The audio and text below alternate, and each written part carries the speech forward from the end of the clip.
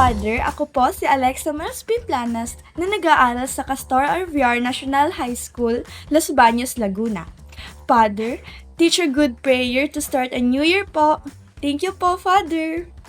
Unang-una, nais kong batiin kayo ng isang manigot masaganang bagong taon. Ayan. So ang tanong sa atin, ano bang dapat na panalangin natin ngayong bagong taon? Siguro unang-una, ang magandang panalangin natin ay panalangin ng pasasalamat, thanksgiving prayer. Para saan? Sa nakalipas na taon, ang 2025, no?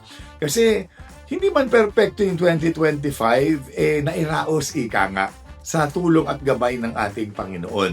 No, na nandito pa rin tayo, hindi ba? Thank you, Lord, na for the past year that you have given us, na ginabayan nyo kami, sinamahan nyo kami.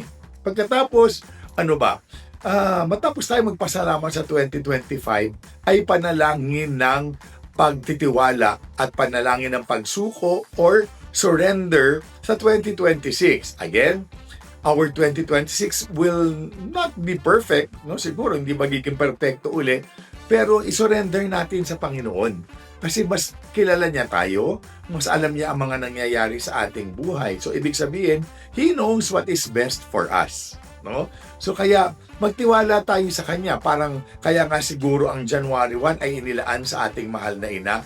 Kasi ganoon si Mama Mary, no? Hindi niya alam kung ano mangyayari sa kinabukasan, pero nagtiwala pa rin siya, no? I surrender to you. Anong mangyayari sa kinabukasan? Kaya kahit ang daming pagsubok na pinagdaanan ni Mama Mary, yung yes niya, tuloy-tuloy pa rin.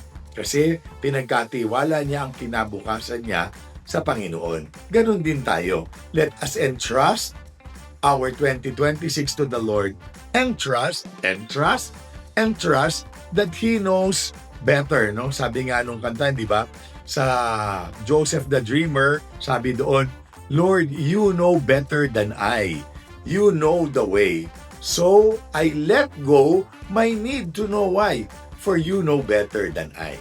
At siguro, ako hindi ko alam kung sa edad ko or parang sa tingin ko, ang pinakamagandang panalangin kung magdadasal din tayo is prayer for good health. Sabi nga nila, you may have so many problems, but if you get sick, then you just have one problem.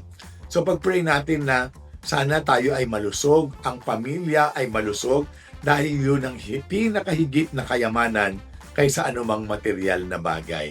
Health and peace of mind and contentment. For me, that is the best prayer that we can also have for 2026. So again, Happy New Year to everyone. No? Nawa ay maging masagana at mapayapa ang ating 2026.